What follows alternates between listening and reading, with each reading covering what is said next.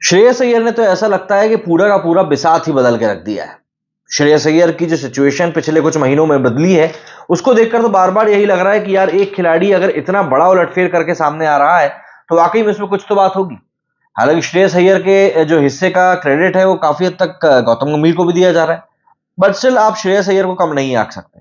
जिस सिचुएशन से वो आया, जिस सिचुएशन में उसने टीम को लीड किया, वो अपने आप में एक बहुत बड़ा चैलेंज था।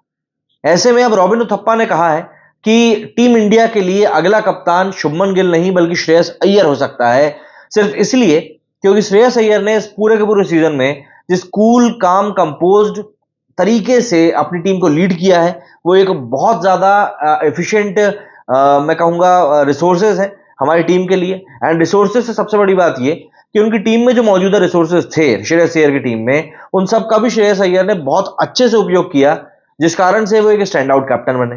पैट कमिंस को टीम के फाइनल में हराना हमेशा आसान नहीं होता है, और गौतम गंभीर की भले ही स्ट्रेटेजीज बनाई गई हो लेकिन इंप्लीमेंट करने का काम तो श्रेयस अय्यर का ही था। ऐसे में श्रेयस अय्यर की बात करें तो 2022 में श्रेयस अय्यर केकेआर के साथ जुड़े थे, उनको लीडर बनाया गया था। उस साल केकेआर 7th पोजीशन पे रही थी।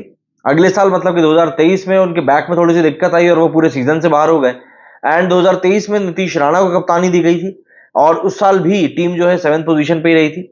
हालांकि इस साल श्रेयस अय्यर भी वापस आए, गौतम गंभीर भी वापस आए, और इन दोनों के डीओ ने मिलकर केकेआर को जो नई ऊंचाई दी वो हम सभी लोग देख रहे हैं। मतलब इस करंट मौके के ऊपर अगर हम लोग बात करें तो शुभमन गिल से वाकई में काफी हद तक मैच्योर्ड, काफी हद तक फास्ट फॉरवर्ड दिखाई दे रहे हैं श्रेयस अय्यर। शुभमन गिल जो कि अपने आप में इस साल काफी स्ट्रगल करते हुए दिखाई दिए थे, लेकिन केकेआर में श्रेयस अय्यर को बहुत अच्छा सपोर्ट मिला, बहुत अच्छा साथ मिला, उनकी कप्तानी को भी काफी ज्यादा नर्चर किया गया, और यही कारण है कि आज की तारीख में रॉबिन उथप्पा जैसे क्रिकेटर कह रहे हैं कि इंडियन टीम का अगला कप्तान बनने की पूरा पूरा मादा श्रेयस अय्यर में दिखाई दे रहा है। हालांकि बल्ले से वो टीम इंडिया के लिए उतने ज्यादा रेगुलर हो नहीं पाए, कंसिस्टेंट नहीं हो पाए, कहीं ना कहीं वो एक बड़ा कारण बना। इसके अलावा सबसे बड़ी बात यह भी रही कि गौतम गंभीर के साथ चंद्रकांत और नायर का भी साथ श्रेयस अय्यर को मिला।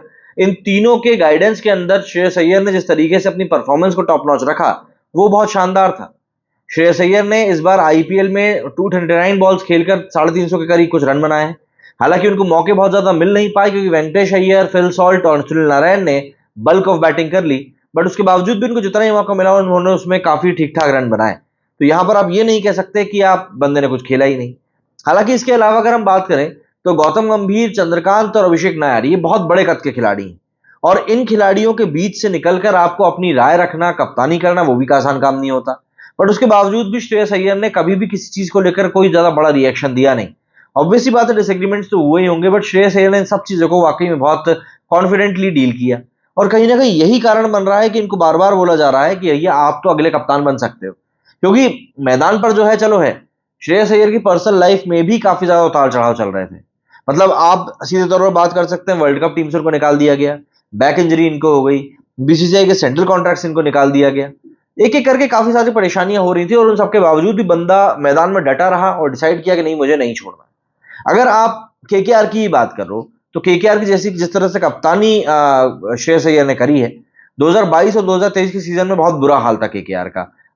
7th पोजीशन में फिनिश किया था। और अगर इस बार की हम बात करें तो केकेआर के पास में बॉलर्स तो ठीक थे, बट सबकी अपनी अपनी प्रॉब्लम थी। मतलब कहने को आप कह सकते हो कि मिचेल स्टार्क जो है एक बहुत ही शानदार बॉलर है, बट आपको ये जानकर हैरानी होगी कि शुरुआत की जो 2 मैचेस थे उन 2 मैचेस में मिचेल स्टार्क को 100 रन पड़े थे। इसके अलावा आपके पास में सुनील नारायण जैसा एक स्पिनर है जिसको कि कॉन्फिडेंस की कमी है, वरुण चक्रवर्ती जैसा स्पिनर था जिसका पिछला सीजन बहुत खराब रहा था, एंड इनके अलावा आपके पास वैभव अरोड़ा और नीतीश राणा जैसे हर्षित राणा जैसे 2 बॉलर्स हैं, पेस बॉलर्स, जिनका जो कि एकदम नए हैं स्टेज के ऊपर, उनसे आपको परफॉर्मेंस निकालनी है।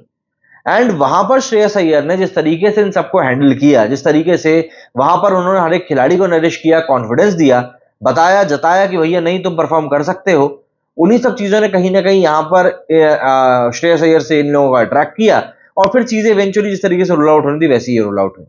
तो यहाँ पर अगर ये चीज कही जा रही है कि नहीं यार श्रेयस अय्यर एक फुल टू कैप्टन मटेरियल है, तो मुझे नहीं लगता कि इसमें कोई भी दो राय होनी चाहिए। बट स्टिल एक आईपीएल परफॉर्मेंस से आप किसी भी कप्तान को जज नहीं कर सकते, आपको टाइम देना पड़ेगा। एंड 29 ईयर्स के श्रेयस अय्यर के साथ में ये हो सकता है थोड़ी समस्या हो जाए। लेकिन क्या लगता है आपको, क्या श्रेयस अय्यर टीम इंडिया की कप्तान बनने के लायक है? कमेंट करके जरूर बताइएगा। मेरे इस वीडियो में फिलहाल उतना ही। जय हिंद, जय भारत।